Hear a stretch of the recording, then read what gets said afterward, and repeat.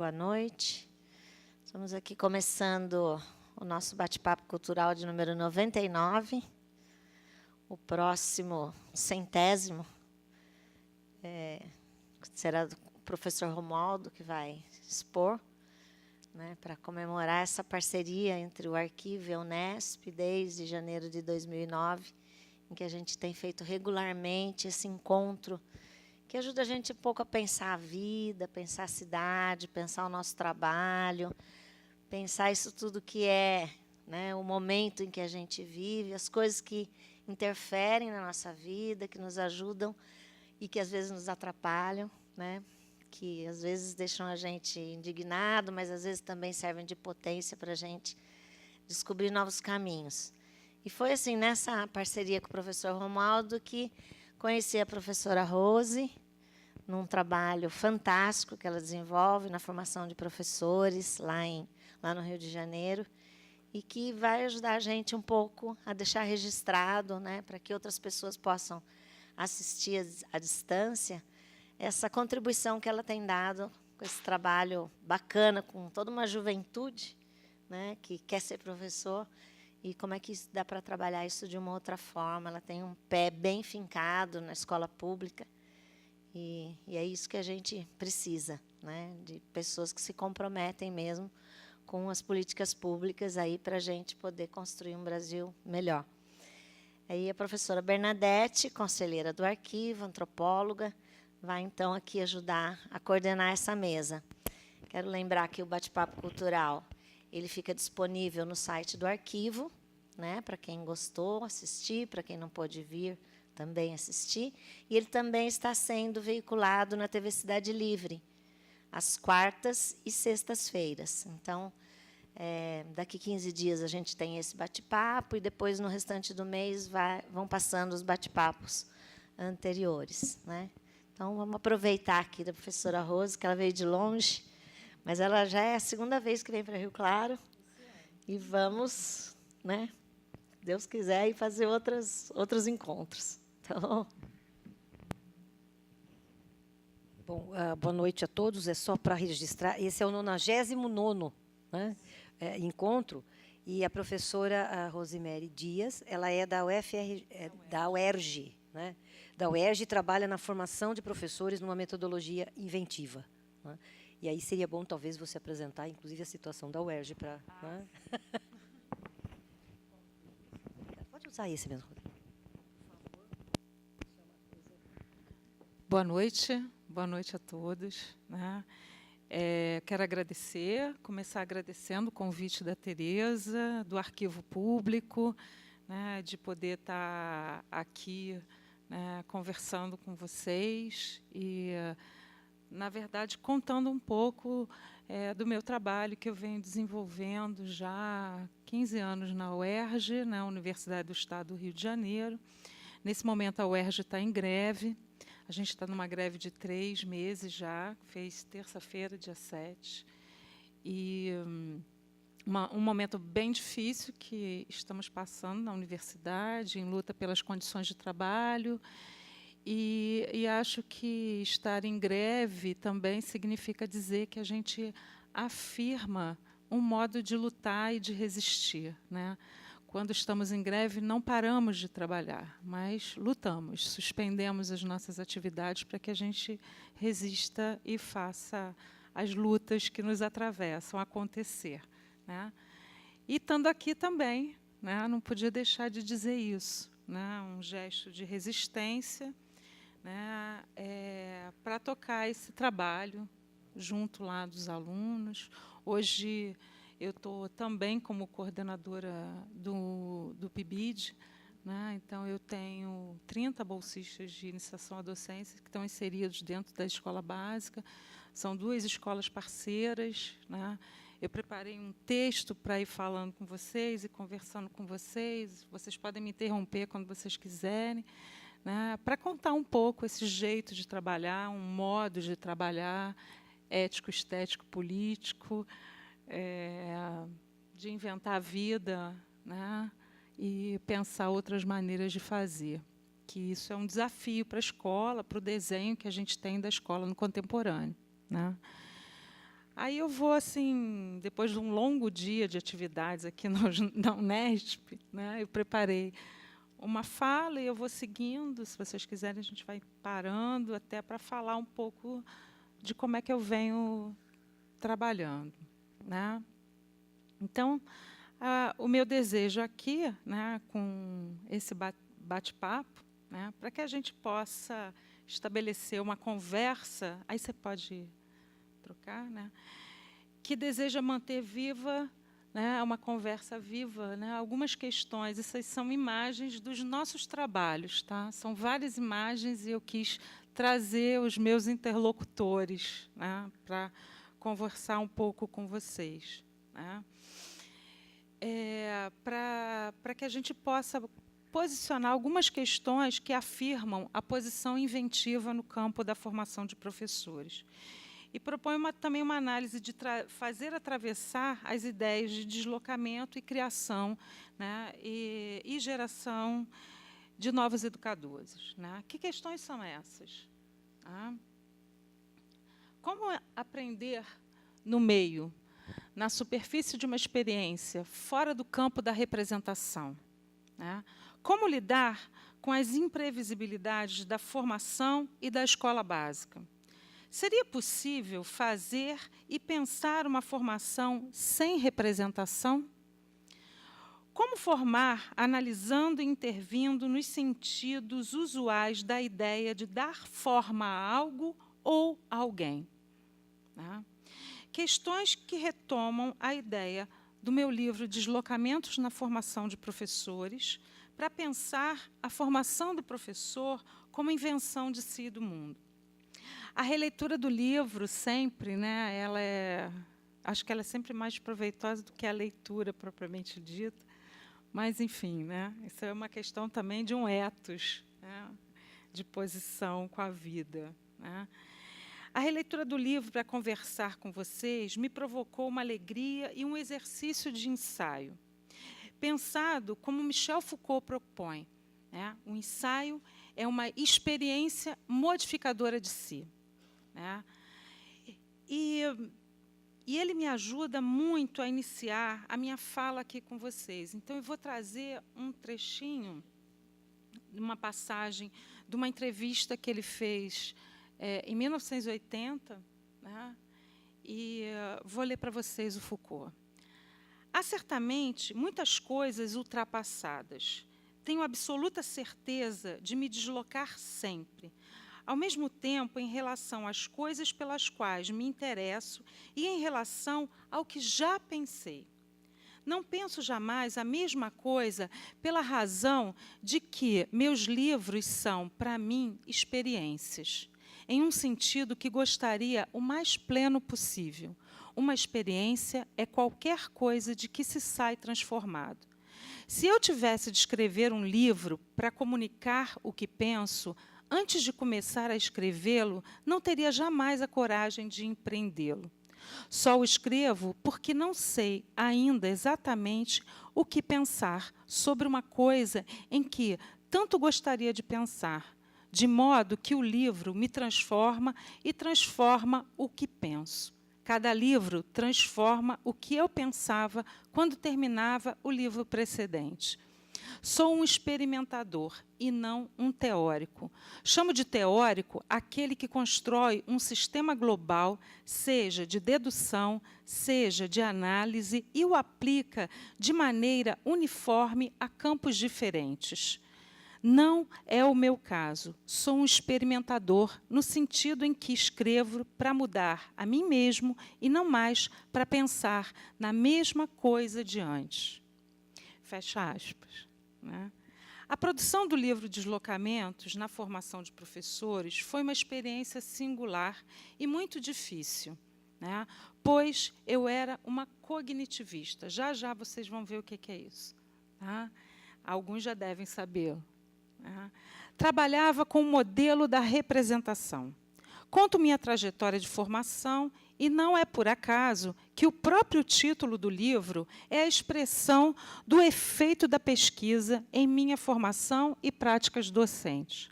A ideia de poder se deslocar expressa a condição de possibilidade de transformação de si e do mundo. Meu convite com o livro Deslocamentos é de que o leitor possa se abrir para uma experiência de subjetivação e pensar em outros modos de fazer a sua própria formação. Para expressar essa ideia de produção de subjetividade atrelada à formação de professores, trago mais uma vez Michel Foucault.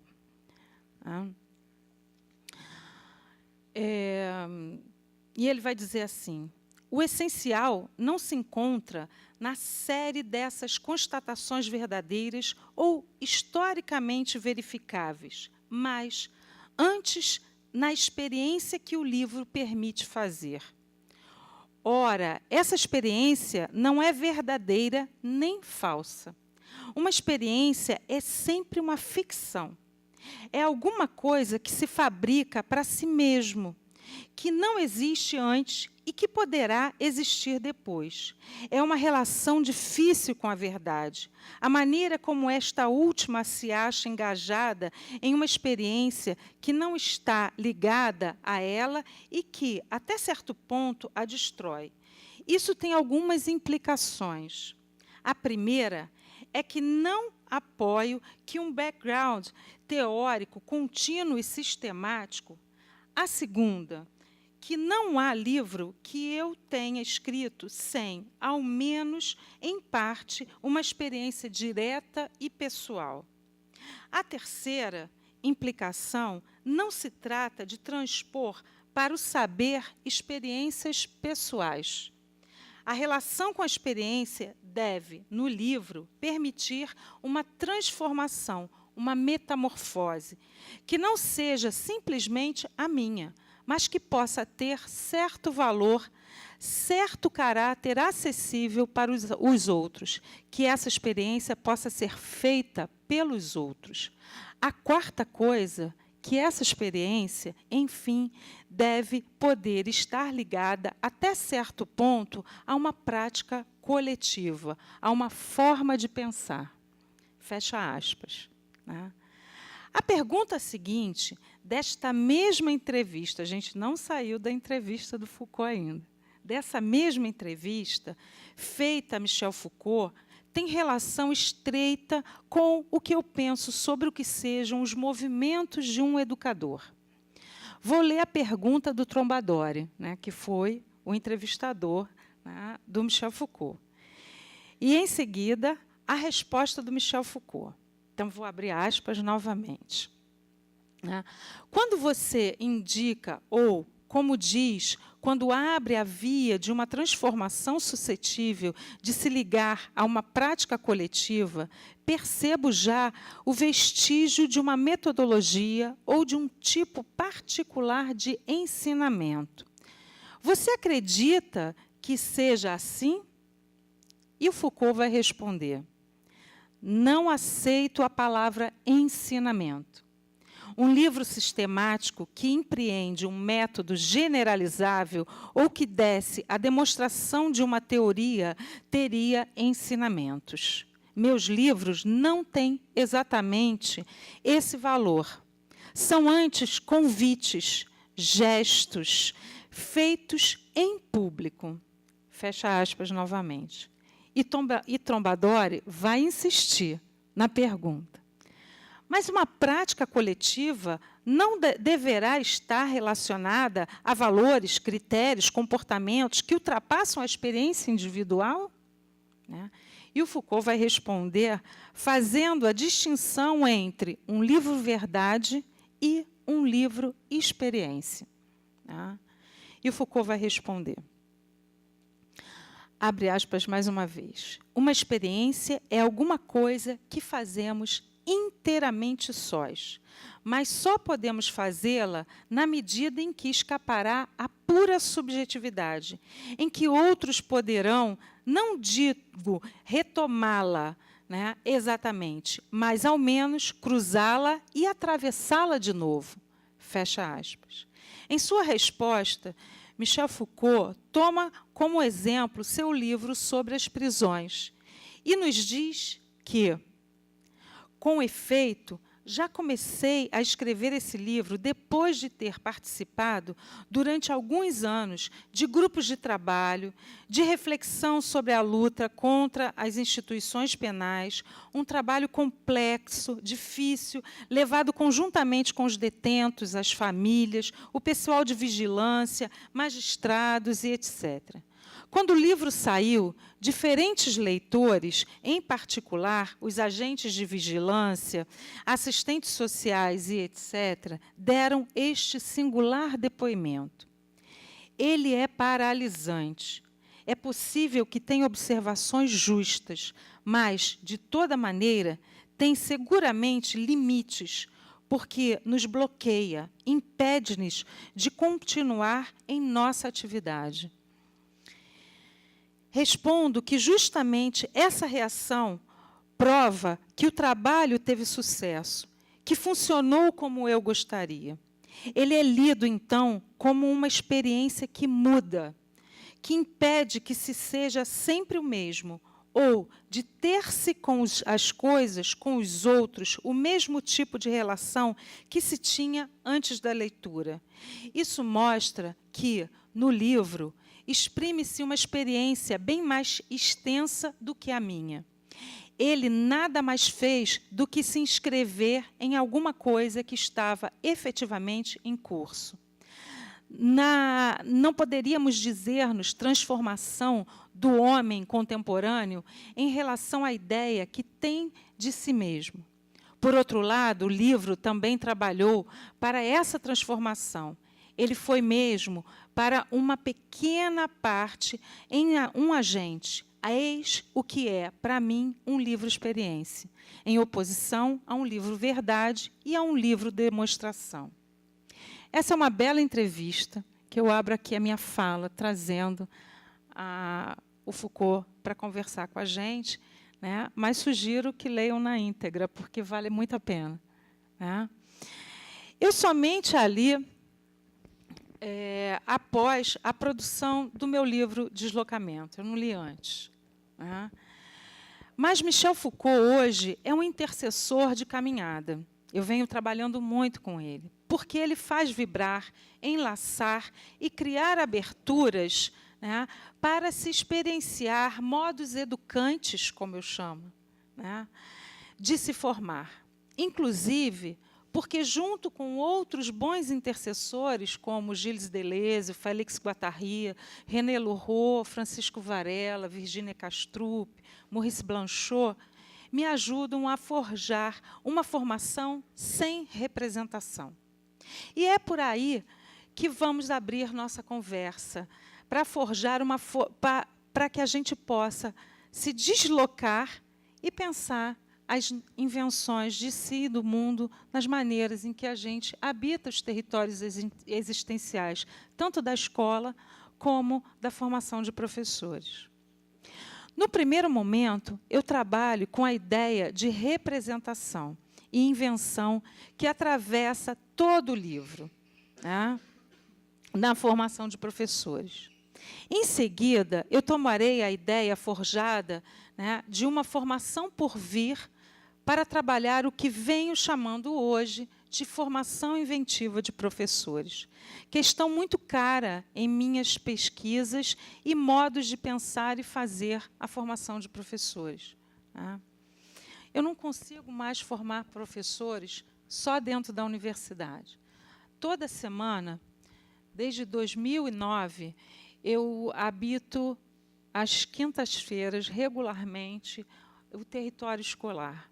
Então, até 2014, era a escola, o Colégio Estadual Conselheiro Macedo Soares, que tem imagens no início, não precisa passar, não. Aquelas imagens do início, né? E desde 2014, então, eu fiz um revezamento, são 15 dias, né? Eu estou também no CIEP municipalizado 411, que fica dentro de uma área de proteção ambiental no município de São Gonçalo.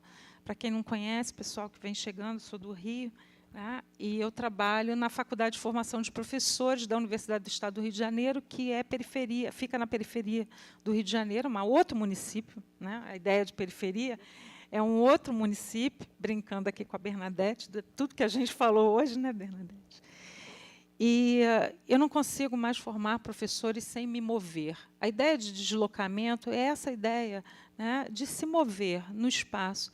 Lendo um livro, a gente também se move. Produzindo um texto, a gente também se move. Sentado no chão com o aluno, a gente também se move. Sentado aqui do lado da Bernadette, também, né, nos movemos, né? E a ideia de deslocamento é para pensar esses movimentos de subjetivação e a própria aposta de transformação em nós, né? E aí, da maneira como eu venho trabalhando formação de professores, ela é pensada como uma política de cognição, né? Trazendo consigo, de um modo explícito ou implícito, uma concepção de cognição e de aprendizagem. O campo dos estudos da cognição oferece um conjunto de abordagens teóricas distintas e, por vezes, divergentes, que configuram diferentes modos de orientar a formação.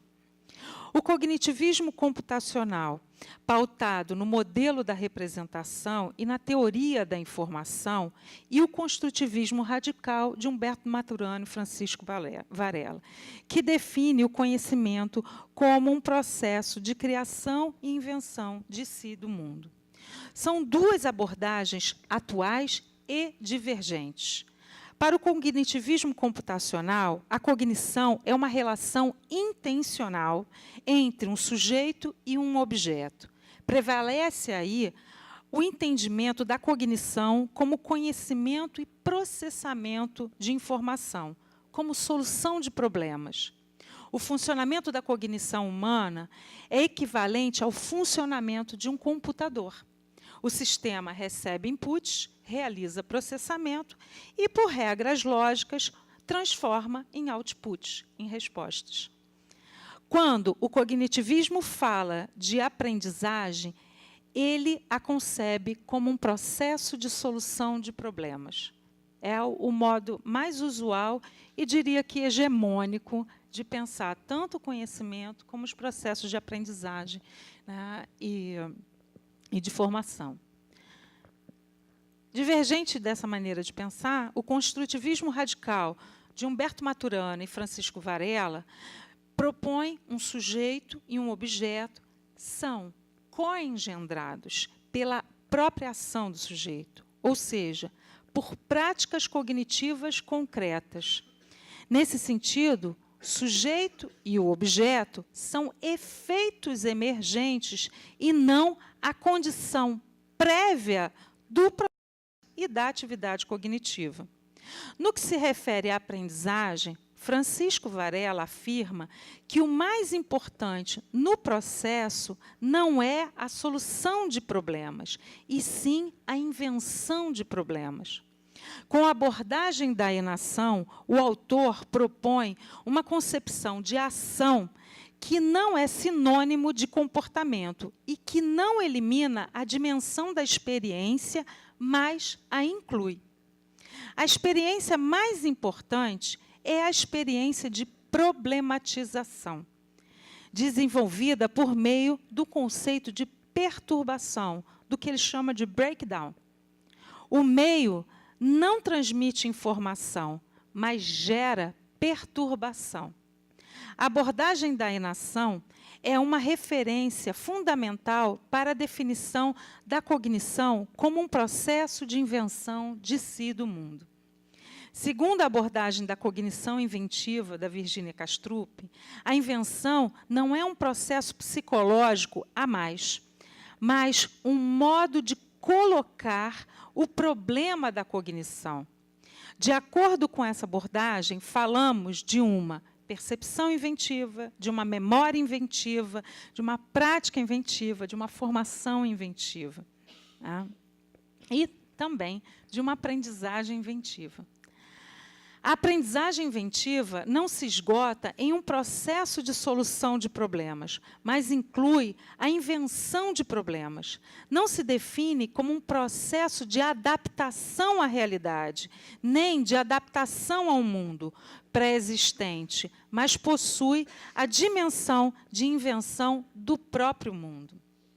Quero chamar a atenção para essa colocação, né, que pode parecer muito simples, mas, na verdade, não é nada trivial, né? Estou dizendo que aprender é inventar mundos, e não só se adaptar a mundos pré-existentes. Eu acho importante ressaltar que é impossível pensar a questão da invenção sem pensar em suas ressonâncias políticas, em suas implicações políticas, nas pesquisas e nos seus trabalhos. A questão da aprendizagem e da formação não tem relação com adaptação ao mundo pré-existente, mas, ao contrário, com a problematização desse mundo que vivemos, daquilo que é concebido, né, como de um lado, e uma certa atitude natural que a gente tem. A aprendizagem inventiva, ela remete à invenção de um mundo, à invenção de realidades. Trata-se de uma ideia que, às vezes, só entendemos aos poucos. É preciso que ela ressoe em nós, pois a ideia de conhecimento e a própria noção de aprendizagem ganham um sentido muito diferente quando perspectivada pela invenção. Um outro ponto que ganha especial importância na discussão sobre formação de professores no mundo contemporâneo é que invenção não é sinônimo de criatividade, tá? Os estudos sobre a criatividade surgem na literatura psicológica a partir de mais ou menos da década de 1950, com Guilford. Eles são movidos por exigências da sociedade americana, como a corrida espacial, a indústria e a propaganda, e a própria cibernética, né, surgindo tudo nessa mesma ocasião, e geram um conjunto de tecnologias voltada para a educação e para a administração de empresas. O que é importante ressaltar é que a investigação da criatividade é indissociável de uma perspectiva instrumental. Ela é uma habilidade e um desempenho e se encontra sempre a serviço da solução de problemas de uma maneira nova, criativa, tá? Atuando como um certo fator de divergência em relação àquelas soluções habituais que temos no cotidiano, tá? Por outro lado, considero que a formação de professores deve ser entendida de um modo mais amplo, incluindo a dimensão social e política da educação. Com isso, eu destaco que a colocação de que conhecer é problematizar e, ao mesmo tempo, inventar um mundo vai muito além de uma posição teórica. Ela vai constituir uma política de cognição, uma política de conhecimento, né? A ideia da cognição como invenção é uma ideia bastante pautada no trabalho do Humberto Maturana e do Francisco Varela, que são dois biólogos chilenos que desenvolveram a teoria da autopoiese. Com essa teoria, eles problematizaram uma noção muito instituída, muito pouco questionada e muito naturalizada no campo dos estudos da cognição, que é a ideia de que conhecer é representar um mundo pré-existente, né? Segundo essa concepção tradicional no campo da cognição, que é conhecida como um modelo da representação, existe um sujeito de conhecimento, um objeto e uma capacidade de representar, de produzir uma espécie de cópia mental, equivalente mental ou correspondente mental do mundo externo. É uma ideia que não tem nada de inquestionável, mas ela é muito enraizada em nós. É uma ideia cognitivista. Lembra que eu ia falar? Falei que era uma cognitivista, né? A primeira coisa que é preciso ter clareza para entender a noção de políticas de cognição é que essa concepção representacional foi produzida historicamente. né? Mas ela nos parece natural. Ela parece a ideia mais natural possível. No campo da escola, a gente usa muito, né, aquela assim, arme e efetue, correlacione colunas, né? São atitudes quase que naturais. E a resposta já está previamente colocada. A gente não questiona, né? Existe a resposta certa, com seu artigo definido bem na frente dela, né? Ela está construída em nós e, ao mesmo tempo, ela está vinculada também nos livros.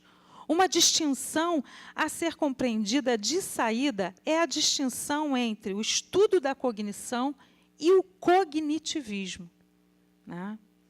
A posição cognitivista, que trabalha com o modelo da representação, input, output, solução, problema, né, é uma das posições dentro do estudo da cognição. É uma das posições.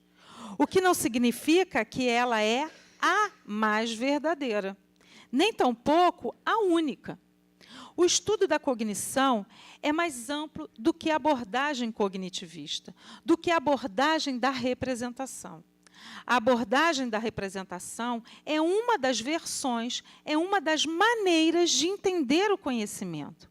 A abordagem autopoética, a abordagem enativa, né, do Varela, e a abordagem da cognição inventiva são outras formas de compreender o conhecimento.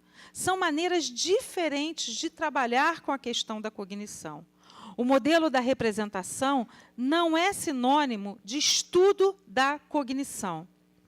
É apenas uma das maneiras de colocar o problema do conhecimento e dos processos cognitivos de um modo geral. Conhecer é praticar. Conhecer é agir. Essa ideia faz uma diferença muito grande. Por quê? O sujeito e o objeto não são polos prévios. O sujeito do conhecimento e o objeto do conhecido, que aparentemente existem independentemente deles, vão ser entendidos como efeito das nossas práticas cognitivas. Então, o que existe no início são ações de conhecer, são práticas de conhecer. Os efeitos são sujeitos cognitivos e domínios cognitivos, ou um ser e um mundo, ou uma subjetividade e um território existencial, né? Quando a gente entra na escola, eu estou toda hora tendendo a largar o microfone, mas quando a gente entra na escola, se a gente tem uma abordagem da cognição como representação, a gente opera, geralmente, assim, uma atitude muito habitual na escola nos inícios do ano. Como é que são as suas turmas? Quais são os seus alunos? Quem você pegou? Quem você não pegou? Aí, da turma do ano passado, olha, cuidado com fulaninho. Joãozinho é uma peste, né? Te prepara para ele, né? E aí você já prepara-se e você já antevê aquela relação de aprendizagem, né? Entrar numa relação de aprendizagem com os jovens, com as crianças, entre nós, né, porque ensinar e aprender faz parte do processo formativo, e aqui a gente está falando também da formação não só inicial, mas continuada de professores, né? Quando a gente entra numa relação se abrindo à experiência, à emergência do encontro com o outro, isso muda. Muda muito o modo como a gente intervém no mundo e os efeitos disso na relação, né? Antecipar uma relação de conhecimento é também antecipar a resposta dela, né? E o efeito do que fazemos no mundo, né? Então, assim, por isso que é uma política, é quase que um ethos, um modo de fazer. Conhecimento é ação, são práticas. Não está na minha cabeça. Eu não aplico o conhecimento, né? Nem eu vou produzir isso como um efeito. Né? Na composição da abordagem da cognição inventiva, Gilles Deleuze e Félix Guattari são também intercessores muito potentes, né? Por outras vias, por outros caminhos. No campo da filosofia, eles também questionaram o modelo da representação. Por outras razões, contra outros inimigos, diríamos assim, autores, encontrando outras resistências, mas que, de alguma forma, os levaram na mesma direção do Varela e do Maturana. Eles também nos ajudam a pensar que não existe um sujeito pronto e um sujeito essencial ou um sujeito fundamento. Em seu lugar, existe um processo de produção de subjetividade, por meio de práticas concretas. Se pensarmos na atividade dentro da escola, as subjetividades que vão ser constituídas ali, elas vão ser constituídas através de determinadas práticas concretas. Nós não podemos pensar o educante como sendo um sujeito e o educador como sendo um outro sujeito, ou seja, pessoas que têm uma realidade dada de antemão e que chegam ali e vão conhecer um outro sujeito, representar um outro e entrar numa certa interação com o outro. É necessário entender que todas essas subjetividades, as nossas, das crianças, dos jovens, entre nós, né, fazem parte de uma rede que é constituída através das práticas concretas, das práticas que são, ao mesmo tempo, cognitivas, políticas e existenciais. Enfim, o instrumento teórico da cognição inventiva e dos estudos da produção de subjetividade reorientam e configuram completamente a noção de formação, pois vão ser pensados como um processo de problematização. Antecipando, podemos ensaiar uma definição rápida para a formação inventiva, já que é a segunda parte da nossa fala, né? A que mantém vivo um campo problemático, né? O que há de primordial na noção de problematização para poder inventar e diferir na formação de professores? Há muitos trajetos para se pensar essa questão, não importa a entrada que tomamos, se essa forjar múltiplas saídas. Acho que a ideia é essa. Não importa a entrada que a gente dê, mas que isso faculte muitos possíveis na articulação com a vida e com os encontros que a gente vai tecendo, né, com as pessoas, com os objetos, com as literaturas, com os modos de fazer. Se a gente pensa a constituição da nossa existência, né, por nossos modos de agir, isso está o tempo inteiro em movimento, em deslocamento, no contexto do encontro que a gente faz com o mundo e com as pessoas e com os objetos, né, com a relação que a gente vai travando com a gente. Com a aposta nas possibilidades de diferir na formação, trago para a nossa conversa Gilles Deleuze e Félix Guattari, como disse anteriormente, pois a noção de problema atua como um elemento importante na produção de sentido e da constituição de uma experiência de pensamento.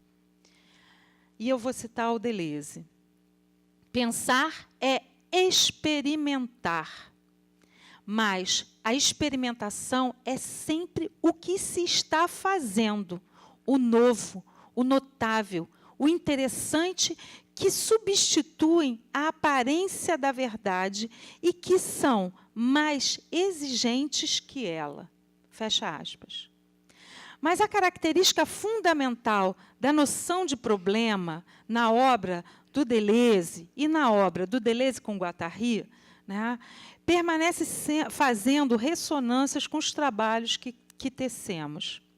Apontar a produção singular da atividade filosófica, colocada indissociável da liberdade, a intempestividade e a criação como condições elementares de um exercício potente do pensamento. Nosso interesse em explorar essa noção de problema, do modo como eles colocam, né, deve-se ao seu vínculo estreito com o sentido e a constituição de que a filosofia do Deleuze e do Guattari é concebida como invenção de problemas. Eles dizem isso literalmente num livro póstumo, né, publicado, se não me engano, em 82, O que é Filosofia, né, e eles vão definir a filosofia juntos como invenção de problemas, né. Esse é um livro que é tomado para trabalhar com as 3 dimensões de expressão do pensamento, né? A filosofia, a ciência e a arte, né? E eles vão considerar a arte como nossa expressão maior de pensamento. É um livro belíssimo. Tá? E vão tomar a filosofia como invenção de problemas, né? Sugiro a leitura, né? Uma leitura lenta e silenciosa, como a gente está precisando hoje em dia, de coisas mais lentas e silenciosas e calmas, né? Nesse exercício de poder pensar. E acho que tem uma outra frase que também gosto muito e vai aparecer aqui em outros momentos, mais importante do que o próprio pensamento é essa atividade problematizadora, que é forçar o pensamento a pensar. Né? Isso nos posiciona de uma outra modo na relação com o mundo, na relação com as pessoas, na relação com aquilo que a gente lê e no modo que a gente vai se posicionando no mundo. Né? Mas é importante um pouquinho de cautela para não confundir interrogações com problemas. Tá? Pois as interrogações nos remetem à atividade de pensar a constituição de soluções. Quando a gente interroga, a gente quer a resposta certa e uma solução dada. Tá? Na perspectiva das interrogações, são as soluções que importam, sejam elas de problemas pretensamente eternos, temporais ou históricos. Há uma espécie de controle dos problemas. Com tal controle, né, fazendo-nos, né, e aí eu vou fazer uma citação do Deleuze, né, fazemos-nos acreditar, ao mesmo tempo, que os problemas são dados já feitos e que eles desaparecem nas respostas ou na solução. Sob este duplo aspecto, eles seriam apenas quimeras. Fazem-nos acreditar que a atividade de pensar, assim como o verdadeiro e o falso, em relação a essa atividade, só começa com a procura de soluções. Só concerne as soluções. E um preconceito é um preconceito infantil, segundo o qual o mestre apresenta um problema, sendo nossa a tarefa de resolvê-lo, e sendo o resultado essa tarefa qualificada de verdadeiro ou de falso por uma autoridade poderosa. E é um preconceito social, no visível interesse de nos manter crianças, que sempre nos convida a resolver problemas vindos de outro lugar e que nos consola ou nos distrai, dizendo-nos que venceremos se soubermos responder. É essa a origem de uma grotesca imagem da cultura, que se reencontra igualmente nos testes, nas instruções governamentais, nos concursos de jornais, em que se convida cada um a escolher segundo seu gosto, com a condição de que este gosto coincida com o gosto de todos. Seja você mesmo, ficando claro que Seja você mesmo, ficando claro que este eu deve ser o dos outros. Como se continuássemos escravos, enquanto não dispuséssemos dos próprios problemas, de uma participação dos problemas, de um direito aos problemas, de uma gestão dos problemas. Fecha aspas. Deleuze. Né? Isso está no Diferença e Repetição. Né? Para Deleuze, pensar não é solucionar problemas, interrogações, e terminá-los. É necessário constituir problemas, criá-los e inventá-los. É nisso que consiste a liberdade relacionada ao pensamento filosófico, no sentido de um problema libertário. Sua força intempestiva está em ser uma singularidade que não se deixa representar, um pensamento que não é avaliado por um modelo. Está em produção de problemas que são inventados e criados e não dados. A liberdade de inventar problemas chega quando se ultrapassam as barreiras da representação, da recognição, de uma imagem dogmática do pensamento, para usar o próprio Deleuze, né, para forjar a criação do novo. Quais são essas forças que animam a criação e o novo no pensamento? E, por outro lado, quais são as forças que fazem, na formação, um simples pensamento representacional ou de solução de problemas? São essas questões que enfrentamos para colocar em análise e intervir no quanto a noção de problema, quando afirmada na sua alta potência, pode forjar uma imagem do pensamento sem imagem, como o próprio Deleuze diz. Né? Quando afirmada na sua, contribuindo para o estabelecimento de um sentido específico de uma formação inventiva de professores, que será fundamental para forjar e articular entre problematizar, criar, inventar no próprio campo da formação. Pensar como registro de uma imagem dogmática do pensamento é aplicar uma capacidade natural e naturalmente direcionada para um exercício particular. Recognição dos objetos e dos valores, ou seja, a busca do verdadeiro. Por meio de um método e de uma decisão que pode ou não vir a acontecer. Nos atos de representação, de recognição, no clamor do verdadeiro, a imagem dogmática do pensamento é também uma imagem moral do pensamento, uma adesão a um modelo. Contudo, o pensamento pode ter um movimento outro.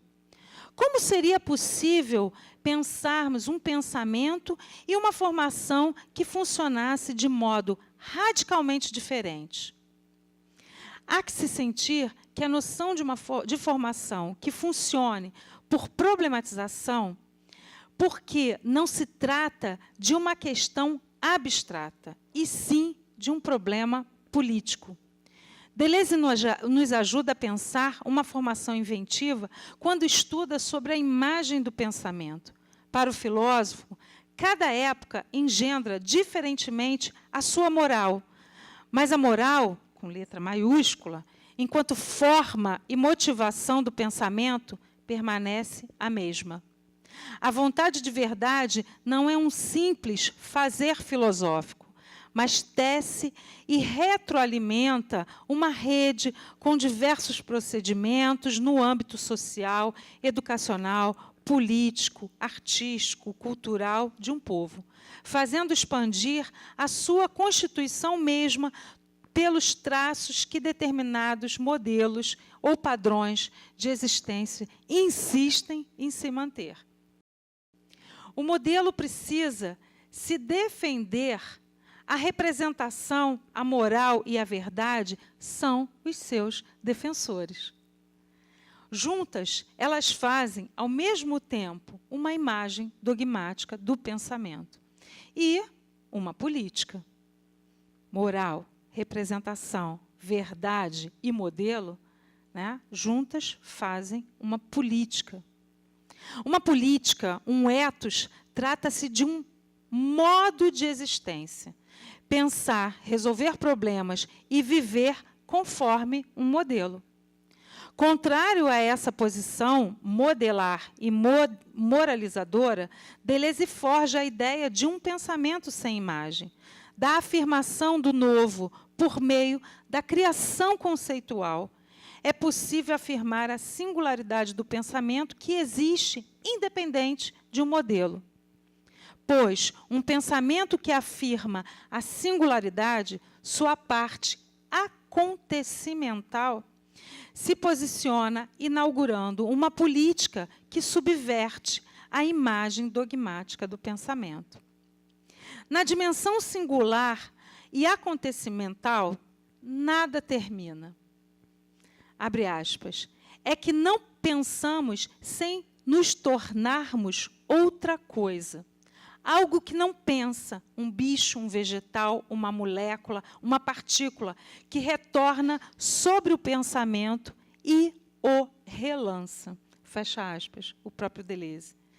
Existe aí uma vibração de potência em que as singularidades que se afirmam enquanto tais fornecem forças para as lutas de outras singularidades, de outras naturezas que atuam em outras dimensões, fazendo-nos ingressar em uma aventura de pensamento sem modelo, perigosa, muito perigosa, com riscos e deformações possíveis. Tá? Vibrar um acontecimento singular e fazê-lo ressoar com seus próprios meios, a afirmação das singularidades criadas. E aí, mais uma vez, eu vou trazer o Deleuze. O que é o primeiro no pensamento é o arrombamento, a violência, e é o inimigo, e nada supõe, antecipa a própria filosofia. Tudo parte de uma misoginia. Não contemos com o pensamento para fundar a necessidade relativa do que ele pensa. Contemos, ao contrário, com a contingência de um encontro com aquilo que força a pensar, como eu já disse, a fim de erguer e estabelecer a necessidade absoluta de um ato de pensamento, de uma paixão de pensar. Se pensa forçado, apaixonado. As condições de uma verdade crítica e de uma verdadeira criação são as mesmas. Destruição da imagem de um pensamento que pressupõe a si próprio gênese do ato de pensar no próprio pensamento. A criança faz isso com muita tranquilidade. Quando ela elabora, quando ela diz assim para a gente, no final da banca, lá, por que aprovado e não aprovado? Né? Mas, enfim, a gênese do pensamento está no próprio pensamento e não na imagem que a gente faz do pensamento. Né? Isso é muito genuíno. Se o pensamento é uma possibilidade, a atividade de pensar só nasce no próprio pensamento, quando esse é violentado, e ele, com isso, vibra. Encontramos algo no mundo, de modo fortuito, que nos força a pensar. Trata-se de um encontro e não de uma recognição, de uma representação. Encontra-se com algo que, no registro da sensibilidade, só pode ser sentido e não imaginado e nem representado. Para Deleuze, o encontro com algo só pode ser sentido se opõe à representação. Nesses termos, há uma propriedade paradoxal do pensamento, sem imagem, que faz da violência o que pode ser sentido. No caminho que leva ao que existe para ser pensado, tudo parte da sensibilidade, diz o Deleuze. Do intensivo ao pensamento é sempre por meio de uma intensidade que o pensamento advém. A intensidade é esse elemento capaz de forçar o pensamento a pensar, quando anima a sua diferença interna conectada a uma diferença radical em relação com o objeto. No pensamento sem imagem, o que há é um enlace, um laço entre diferença e a sua eterna repetição. que não é representação. Um pensamento atravessado pelo que diverge, heterogeneiza e se alimenta de um encontro com o objeto.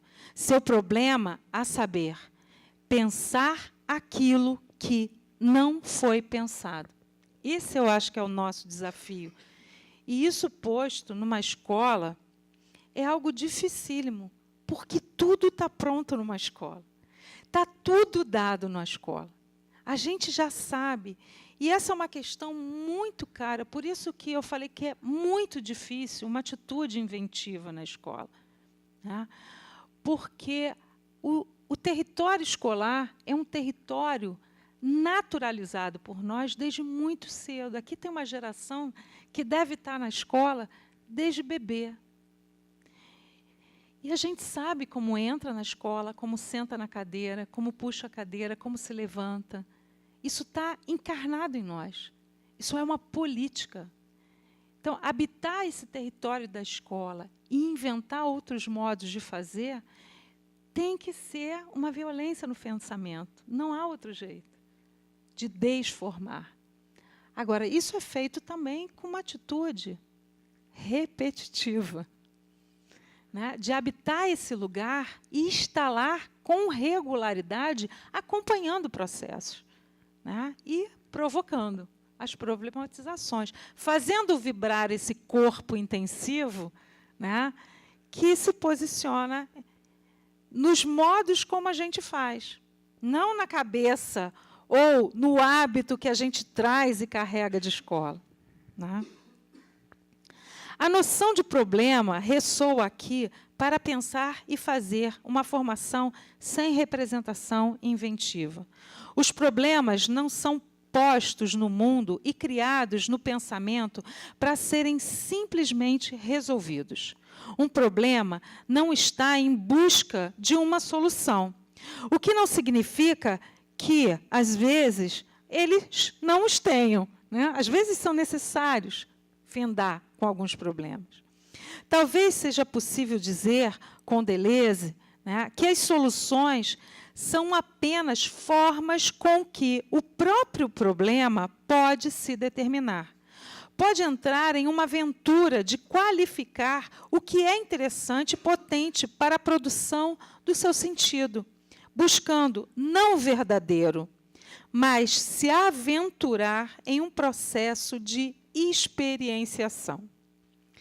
Poderíamos dizer com Deleuze que pensar a formação de professores na perspectiva da imagem dogmática do pensamento é lançar dados cujos resultados já estão previstos, cujos resultados já estão determinados e que o imperativo de lançar os dados, movidos pela moral, poderíamos dizer, por um currículo, por um projeto político-pedagógico, por um programa, né, quer um resultado determinado pelo modelo que está em jogo.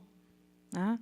Contudo, no pensamento sem imagem, quando acontecem imprevisibilidades, acasos, pensar pode se tornar um ato de criação, pois, a cada vez que o dado é lançado, em decorrência de um imperativo, o problema, o resultado, o conceito, né, ou a relação de resultados, os conceitos que emergem desse encontro, eles são inventados. Né? A filosofia é invenção de conceitos, e só pode ser quando o pensamento torna-se problematizador, também criador e criado em sua própria gênese. Acreditamos que o desenvolvimento da ideia de um pensamento sem imagem, problematizador, intensifica e vibra nos campos da formação para poder pensar os gestos pedagógicos como atos de resistências. Pois criar é resistir, como afirma o próprio Deleuze. Criar conceitos e criar possibilidades de vida. Tarefa da educação e da formação para fazer outros modos de agir e de sentir. Bom, por outro lado, representação e invenção não definem apenas modelos distintos. Sabemos que, segundo o modelo da representação, existe um sujeito, existe um mundo e existe um equivalente mental que esse sujeito faz dentro dele, desse modo preexistente. Há, então, sujeito, mundo e relação. Quando representamos, somos convidados a dar respostas, encaminhar soluções completamente conformes aos limites pressupostos dos modelos, das representações, para as soluções de um critério de verdade moral estabelecido por aquilo que a gente mais adora, especialistas. Tá? Distinto desse modo de pensar, na perspectiva da cognição inventiva, não há sujeito nem mundo prévio. Há práticas, ações concretas. A partir daí, a produção de subjetividades e produção de mundos. Mundos e subjetividades são efeitos das práticas. As práticas têm uma potência inventiva. Diferentes práticas produzem diferentes subjetividades e diferentes mundos. Até aí, estamos falando de modelos teóricos, certo? No entanto, a distinção entre representação e invenção, entre cognição representacional e cognição inventiva, vai muito além de conceitos e modelos teóricos. Elas são políticas cognitivas. O que é uma política cognitiva? E aí eu já até de falar as coisas para você mudar, já me perdi. Fui me perdendo das marcações, mas enfim. É um certo modo de relação com o conhecimento, com o mundo e consigo mesmo. Existem políticas cognitivas representacionais, informacionais. Nós conhecemos muitas pessoas que encarnam o ponto de vista da representação. Não apenas pessoas que acreditam no modelo da representação, que professam o modelo da representação, ou que ensinam no modelo da representação, mas pessoas que encarnam o modelo da representação. Elas funcionam segundo um modelo. O modelo da representação as constitui. Se a representação dormisse nos livros, seria muito fácil, porque aí eu podia dizer assim, não, eu não vou estudar no modelo da representação, não vou estudar nesse livro, eu vou jogar ele fora e vou pegar o outro livro. Né? E, nesse caso, tudo iria ficar resolvido e garantido. Mas o problema é muito mais complexo, pois a representação e a invenção, ou a cognição representacional e a cognição inventiva, são duas maneiras de estar no mundo. E isso tem consequências concretas no trabalho com o educador. Se eu considero que uma política de representação, que o mundo é dado, penso assim, mais ou menos. A realidade é muito difícil. Hoje em dia, é impossível trabalhar, é impossível ensinar, porque os alunos não têm interesse. Eu estudei para isso, eu trago conhecimentos para oferecer para eles, mas eles não querem nada, eles não aceitam, eles nem nos ouvem, né? Eles não prestam atenção em nada. Deve ser porque a maioria tem uma família desestruturada, ou então não tem condições de aprendizagem. Quando um professor vem com esse tipo de discurso, ele encarna o modelo da representação. Ora, o modelo da representação nos habita, muitas vezes de uma maneira clandestina. Né? A gente nem se dá conta que ele está em nós. Porque, muitas vezes, nós teorizamos assumindo a perspectiva, e isso aqui é muito complexo, porque os nossos gestos diários, eles são representacionais, tá? Eles são habituais. Então, tensionar isso é uma atitude e é longo prazo. Né? Os inícios, como o próprio Deleuze diz, num capítulo lindíssimo do Diferença e Repetição, que se chama A Imagem Dogmática do Pensamento, é sempre um problema, porque eles já estão dados de antemão. né? Então, o início com a perspectiva da invenção também será sempre um problema para todos nós, porque a gente nasceu, emergiu, nossa cultura é do modelo da representação. E a gente sabe muito bem resolver problemas com sucesso e com êxito, né? Bom, eu acabei aqui me perdendo falando com vocês nas linhas do texto, depois desse longo dia, e me perdi até de dizer para você ir mudando ali também. Desisti de mudar ali, né? Eu e a tecnologia somos cada uma para um lado, mas, enfim, né? Então, vamos lá. Ora, o modelo da representação nos habita. Muitas vezes, de um modo clandestino, como eu disse. Muitas vezes, nós teorizamos assumindo a perspectiva da cognição inventiva, mas somos representacionais na nossa prática cotidiana. E, às vezes, é o contrário que ocorre. Às vezes, nós encarnamos o ponto de vista da cognição inventiva muito antes de ter lido qualquer livro, né, sobre políticas de cognição, sobre invenção, sobre filosofia da diferença. A gente encarna isso, né? A gente encontra diariamente nas escolas professores e filósofos muito potentes nas suas práticas cotidianas, que inventam modos de fazer, né? E a vida, a diferença, toma corpo na prática sem sabê-lo, que é assim, né? Então, quando nós lemos certos textos que muitas vezes são novos, às vezes difíceis, uma frase ou outra começa a ressoar, começa a fazer sentido. Que interessante, aquilo que aquele autor falou não tem a ver com aquela situação que a gente viveu ontem na escola, né? E aí vai sendo construído um plano de sentido. Porque, na verdade, as discussões teóricas também são práticas, como afirma o próprio Michel Foucault. Práticas discursivas e práticas não discursivas. Elas vão se conectar entre si. E com as práticas, com as práticas que já estão encarnadas em nós e que já viraram subjetividade, que a gente vai poder inventar outros mundos. Não dá para dizer assim, agora não vou mais fazer nada disso, vou fazer aquele lado. A gente habita o mundo e vai se encontrando com ele, vai se emergindo com ele, assim como ele também emerge. Porque a nossa posição de encontro com o mundo também vai produzir uma certa diferença em si, no próprio mundo. Tá?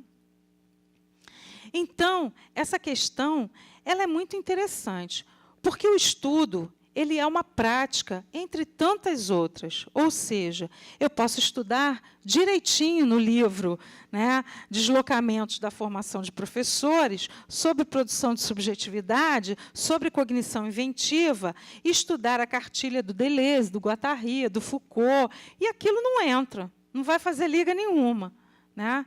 E aí eu continuo, na minha prática cotidiana, trabalhando exatamente no modelo da representação, né? Muitas das vezes sem me dar conta disso. E outras vezes, ao contrário, encontramos professores que inventam o tempo todo no cotidiano da escola. Quantas pessoas preciosas a gente encontra por aí que não têm propriamente uma formação nessa direção e são inventivas no seu cotidiano. E criam todo dia, e inventam práticas e se arriscam. Arriscam problematizando, botando ideias, propondo questões, criando linhas de fuga, como Deleuze fala. Buscam poros de respiração. Descobrem limiares para serem ultrapassados.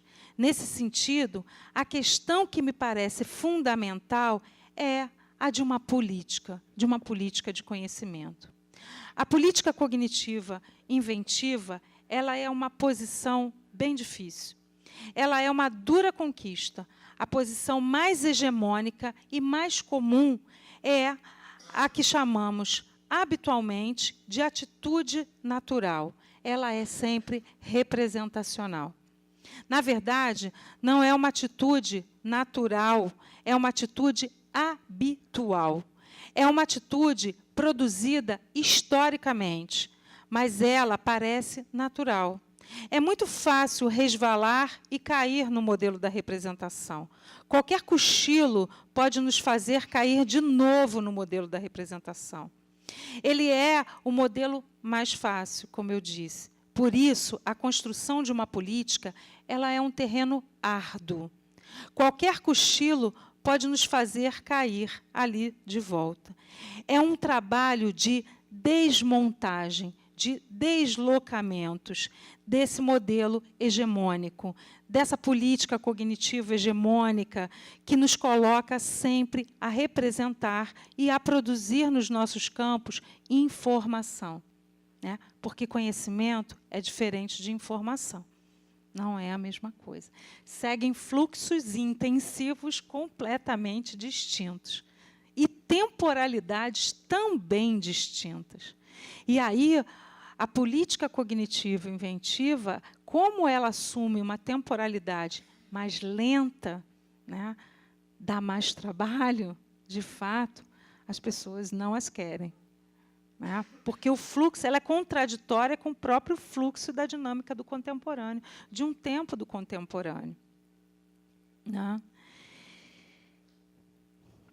E, ao mesmo tempo, né, eu acho que a aposta aqui de pensar, eu não sei se eu já me alonguei muito, você está tranquilo? É? Está tranquilo? Ah, já tem bastante tempo. É, porque senão vocês não vão falar. Eu falo muito. Né? É porque eu nem me dei conta, porque eu acho que é legal abrir para uma conversa, né?